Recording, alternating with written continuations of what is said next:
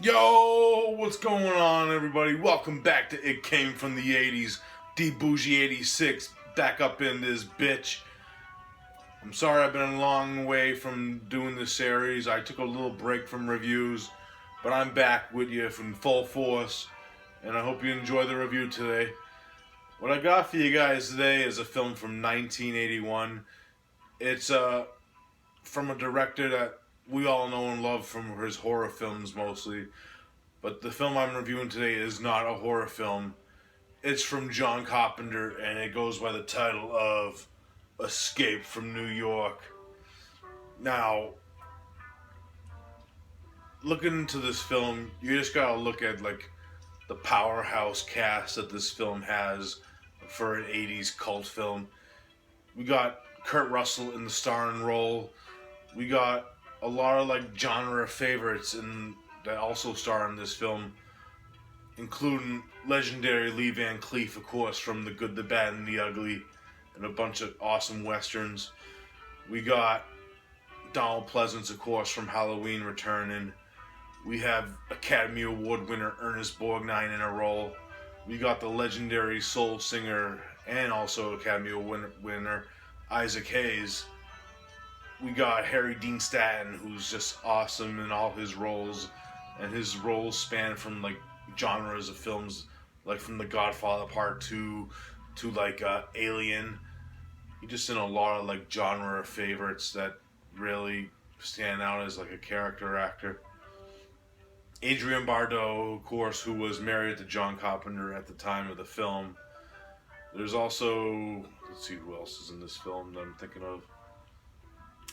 Appearances from like Carpenter, like normal like character actors, like Tom Atkins, who I actually have a shirt of Tom Atkins on right now.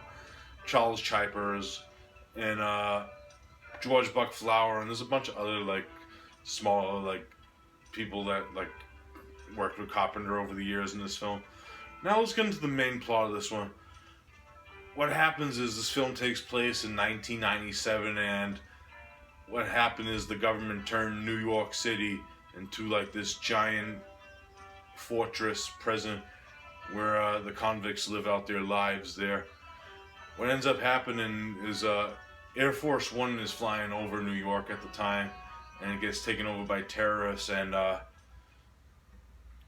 it gets crashed into New York, and the president escapes this crash and is they had to find out where he is because he was supposed to go to like this big world peace meeting, the end world wars and stuff.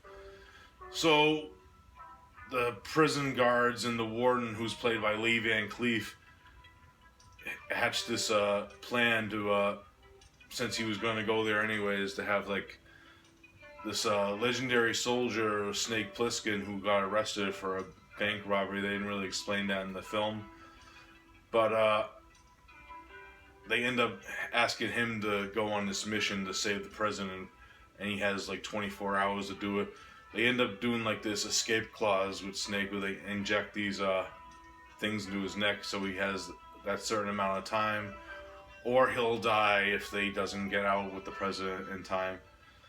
So Snake takes the mission, and pretty much the film is him inside this vast, gritty, futuristic New York setting with these prisoners and characters that he meets along the way, and a few of them go with him on his journey to save the president. Others fight against him, including the Duke of New York, who's played by Isaac Hayes in this film. Now, my thoughts on it. For John Carpenter's films up to this date were like mainly horror films. He did like a film kind of like this previously, Assault on Precinct 13, which kind of has like the same motifs with like this standoff between these characters. Because Carpenter was a big Sergio Leone fan and Western fan in general. And this film does feel like a futuristic Western in a way, with this outlaw character of Plissken roaming these streets and being like a legend, because they even say like he's a legend in the film. Like they heard he was dead and stuff. That was like kind of like the on-pole joke of the film, where they keep every character that meets him says that line. And Kurt Russell's really memorable in his performance of Snake. He gives like this stone, like no emotion performance through the film, where he has no emotion, and Lee Van Cleef plays off this well with him, because he was actually in these Western films that Carpenter grew up with, and he knew what was going on with this, and it really plays off well in their scenes in general. Now, the rest of the cast really does a well job. Donald Pleasance plays the President of the United States in this, and it's actually kind of funny because he's a British actor and he's playing the U.S. President. But he does really well because he hams it up a little bit, especially near the end of the film. And Ernest Borgnine's just fucking awesome in this film as Cabby, who's just this character that Snake meets and befriends during the middle of the film. And he's really good in this.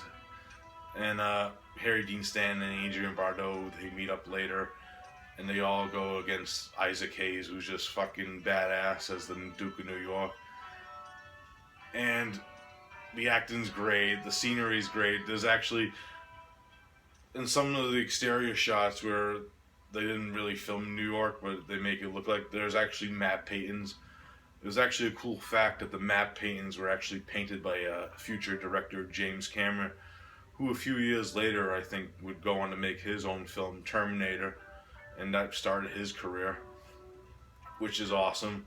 And if you hear in the background, that's actually the main theme of the film, done by John Carpenter with assistance by Alan Horworth, who does a really insanely good job with the score.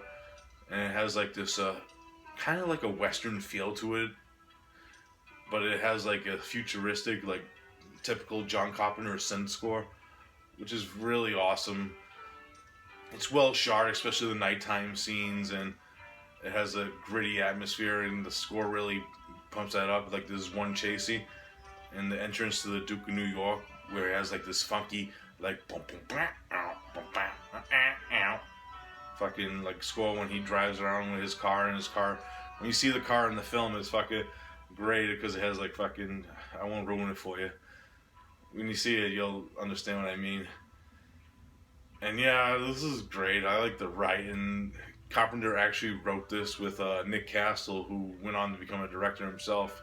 He actually played Michael Myers in Halloween. He was Michael Myers in the full suit and stuff, known as The Shape. He's credited as The Shape in the film. He went on to direct like The Last Starfighter and stuff like that. So it's a really awesome like collaboration with like all of like Carpenter's own like past people that he met during filming of like Halloween and stuff. Like Dean Cundy shot the film, and it's really well shot. And that's all I gotta say about it. I really enjoy this film. It's one of my favorites. I rewatch this film all the time. If I had to rate Escape from New York, I'm gonna have to give it a solid 9.5 out of 10. It's a classic in my opinion of like Carpenter films in general and futuristic action sci-fi films. And it's really well done. It has everything I look forward to in a film when I watch films. So 9.5 out of 10 for Escape from New York. It's a classic. I highly recommend this. Scream Factory Blu-ray, which is really loaded with features and stuff, and it has a great transfer. And they really did give the film justice. Awesome release.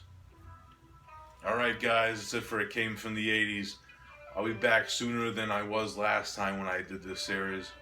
So I hope you enjoyed this review. Like, subscribe, and comment. If you've seen Escape from New York and have your opinions on it, I'd like to hear them. Peace out.